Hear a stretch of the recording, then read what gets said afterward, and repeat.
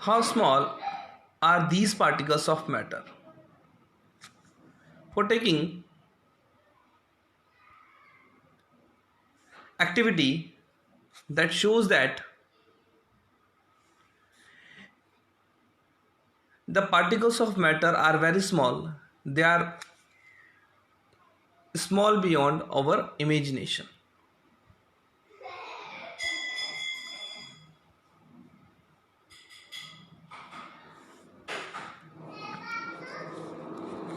Take to understand this concept, the substance which can be seen by us actually are cluster or the aggregation of million or the trillions of the constituent particles of that substance.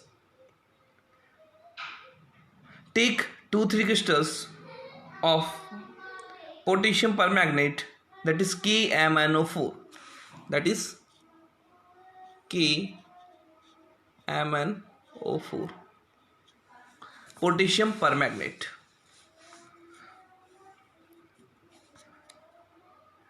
and dissolve then in the 100 ml of water. Take out approximately 10 ml of this solution and put it into the 90 ml of clear water. So just we see that the 100 ml of solution is violet or the pinkish color. Next we formed 10 ml of this substance into another beaker and 90 ml of water. Similar the process will be formed. We notice that this 5 to 8 times keeping the dilution of solution, we notice that color of water will be appeared. So from the above activity we can conclude that each piece of potassium permanganate is made up of very large number of small particles. On dilution the solution, these particles divide and get uniform distributed throughout the solution. Thus few crystals of potassium permanganate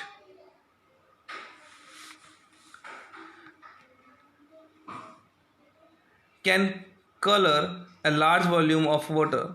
It means one crystal of KMnO4 have millions of tiny particles.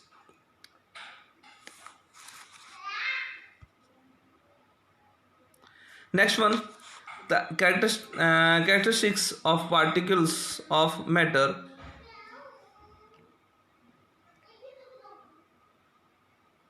First one, particles of made have space between them. As we already seen in first or second activity that the particles of the sugar and the potassium permanganate are distributed throughout the water. It means the particles of one type of matter goes into the empty space and or the voids present between the particles of another type of matter. It proves that there is sufficient space between the particles of matter. These spaces are known as interparticle spaces or intermolecular spaces. So the particles of a matter shows that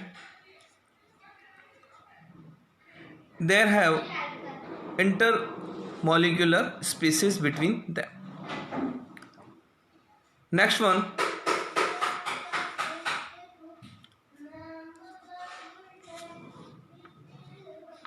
we filled these activities. Take 2 glasses of beaker filled with water and put a drop of blue and the red ink slowly and carefully along the sides of the first beaker and the honey in the same way in the second beaker. Leave them undisturbed in a corner, we observe that the ink drops move downward and its particles spread in the water. The mixing of ink in the water take about 2-3 minutes while the honey drops sticks on the walls of the beaker and moves very slowly. The mixing of the honey in the water takes about an hour. So conclusion is there that are stronger the force of attraction, lower will be the speed of particles. So particles of matter are moving continuously but their speeds are different. The forces of attraction between them in the ink are very weaker, but in honey that is strong.